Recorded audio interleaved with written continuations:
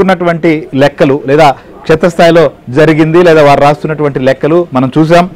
గతంలో కూడా 2014లో కావచ్చు, అంతకుముందు బై ఎలక్షన్లు జరిగిన 2019లో జరిగిన ప్రస్తుతం ఎన్నికలు జరిగిన ప్రతి ఎన్నికలకు ముందు కూడా మరణాలు కావచ్చు, వాటి ద్వారా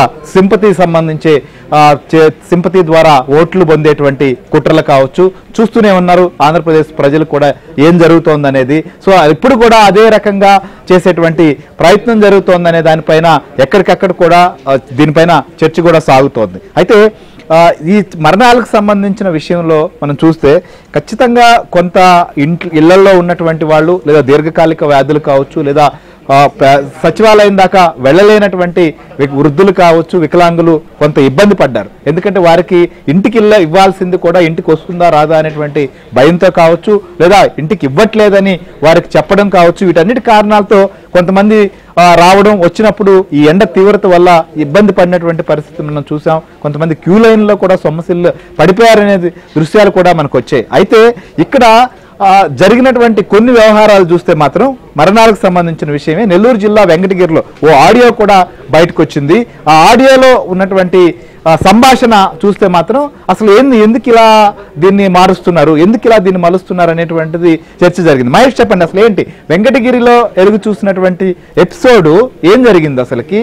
దాంట్లో ఆ విషయాన్ని పెన్షన్లకు సంబంధించిన దానిపైన లేదా మొత్తం అక్కడ జరుగుతున్నటువంటి విషయం మొత్తాన్ని కూడా ఒక విధంగా మరో రకంగా ప్రొజెక్ట్ చేసేటువంటి ప్రయత్నం జరిగింది. ఏంటి అసలు ఆ అంశం ఏంటి, ఏం జరిగింది అసలు వాస్తవానికి అక్కడ?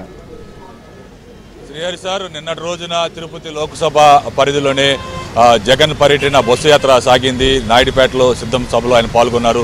ఇదే సమయంలో ఆ లోక్సభ పరిధిలో ఉన్నటువంటి వెంకటగిరి నియోజకవర్గం, వెంకటగిరి పట్టణంలోని బంగారుపేటలో ఒక వృద్ధుడు 80 ఏళ్ల వయసుండే వృద్ధుడు వెంకటయ్య సాధారణంగా చనిపోవడం జరిగింది.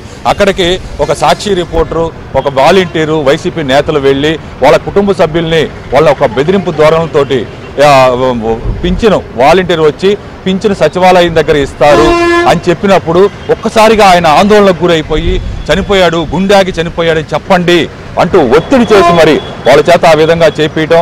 ఆడియో ఇప్పుడు బయటకు వచ్చింది. ఆడియో వల్ల ఇలా పుట్రలన్నీ కూడా బయటకు రావడం జరిగింది. ప్రధానంగా చూస్తే ఇది ఆయన సాధారణంగా చనిపోతే వెంకటయ్య సాధారణ మరణం అది, కానీ దాన్ని ఇటువైపు మలిచి సచివాలయం దగ్గర ఇస్తారు పింఛన్ అని చెప్పగానే ఆయన తీవ్ర ఆవేదన గురైపోయి చనిపోయినట్టుగా క్రియేట్ చేయాలని చెప్పి విశ్వ ప్రయత్నాలు చేశారు. కానీ ఆడియో బయట రావడంతో వాళ్ళ బండారాలన్నీ కూడా బయటపడ్డాయి. ఇక్కడ చూస్తే ప్రతి సచివాలయ పరిధిలో కేవలం 700 నుంచి 800 మంది పింఛన్దారులు ఉంటారు. అక్కడ సచివాలయ సిబ్బందే దాదాపు 7 నుంచి 8 మంది ఉంటారు. వాళ్ళు ఒక్కొక్కళ్ళు 100 పింఛన్లు ఈజీగా ఒక 2-3 గంటల్లోనే పంపిణీ చేసే అవకాశాలు ఉన్నాయి.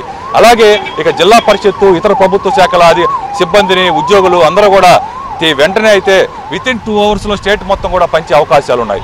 కానీ కావాలని ఆలస్యం చేస్తూ నిధులు విడుదల చేయకపోవటం, నిధులు 1500 కోట్ల రూపాయలు 10 రోజుల వ్యవధిలో కాంట్రాక్టులకు ఇచ్చుకోవటం, ఇక్కడ నిధులు ఇవ్వకుండా ఆ రోజు కూడా 3వ తేదీ 3 గంటలకి డబ్బులు పడతాయి అని తెలుసు అధికారులకి. కానీ ఇక్కడ నెల్లూరు జిల్లాలో డిఆర్డీఏ పీడీ సాంబశివారెడ్డి అందరినీ కూడా ఉదయాన్నే రమ్మంటూ మెసేజ్లు పెట్టించారు. పాపం వాళ్ళు వృద్ధులు, వాళ్ళందరూ పింఛన్దారులు అమాయకంగా అక్కడికి ఉదయం నుంచి వచ్చి పడిగాపులు కాస్తూ ఉన్నారు. 3 గంటలకి డబ్బులు పడే విషయం తెలిసినా కూడా ముందుగా వాళ్ళని ఎందుకు రమ్మన్నారు అనేది పెద్ద చర్చగా మారింది. దీనిపైన తీవ్ర స్థాయిలో విమర్శలు వ్యక్తమవుతున్నాయి. నిన్నటి రోజున సిద్ధం సభలో మొత్తం కూడా అట్టర్ ఫ్లాప్ అయిపోయింది. ఎవరు కూడా 30,000 మందిని తరలించిన 100లాది మంది బస్సులు ఏర్పాటు చేశారు. కడప, చిత్తూరు, ఉమ్మడి నెల్లూరు ఇవన్నీ కూడా అది ఫెయిల్ కావడంతో వైసీపీకి ఓటమి భయం పట్టుకుంది. దానివల్ల రకరకాల కుట్రలు చేస్తున్నారు. జగన్ కూడా ఈ విధంగా జరుగుతూ ఉంది. రైట్, మీరు అన్నట్లుగా వెంకటగిరి ఎపిసోడ్ అనేది చూస్తే ఖచ్చితంగా దీనికి సంబంధించిన పెన్షన్దారుల సంబంధించి ఇబ్బందులు కావచ్చు, లేకపోతే పెన్షన్ తీసుకోవాల్సినటువంటి లబ్ధిదారులు ఎవరైతే ఉన్నారో వారు మరణం సంబంధించినటువంటి అంశం పైన కూడా ఏ రకంగా వెంకటగిరిలో దాన్ని చేశారు, ఎలాంటి సంభాషణ జరిగింది, ఆ సంభాషణ ఆడియోలన్నీ కూడా బయటకు రావడంతో ఖచ్చితంగా అక్కడ ఉన్నటువంటి వారు చేస్తున్నటువంటి కుట్రలు ఏంటి అనేది కూడా తేటతెల్లమైనవి. రాష్ట్ర వ్యాప్తంగా కూడా మనం చూసాం, కొంతమంది కలెక్టర్లు కొన్ని ఆదేశాలు జారీ చేశారు. 3 గంటల తర్వాత పెన్షన్స్ ఇస్తాము, నెక్స్ట్ డే మార్నింగ్ నుంచి కూడా సచివాలయాల్లో ఉంటాయని చెప్పి. కొన్ని చోట్ల ఆ రోజే దండోరా కూడా వేయించారు పంచాయతీ సచివాలయ సిబ్బంది. నెక్స్ట్ డే 8 గంటల నుంచి కూడా అందుబాటులోకి వస్తాయని చెప్పి. ఇట్లా ప్రకటనలకు సంబంధించిన విషయంలోనే కొంత గందరగోళం నెలకొంది. దాంతోపాటు సచివాలయానికి ఇస్తారు అని చెప్పి చాలా మంది ఉదయం నుంచి అక్కడికి వెళ్ళారు. మధ్యాహ్నం వరకు చాలా చోట్ల నిధులు వారికి సమకూరినటువంటి పరిస్థితి వాళ్ళ అకౌంట్లో జమ కాలేదు. సో ఇవన్నీ కూడా తప్పులు. ఒకవైపు సకాలంలో నిధులు అనుకున్న విధంగా జమ కాలేదు, ఇంకొక వైపు సిబ్బంది క్షేత్రస్థాయికి వెళ్ళి ఇంటింటికి ఇవ్వాల్సినటువంటి వారికి ఇవ్వలేదు. ఇస్తారో ఇవ్వరని చెప్పి రెచ్చగొట్టి కొంతమందిని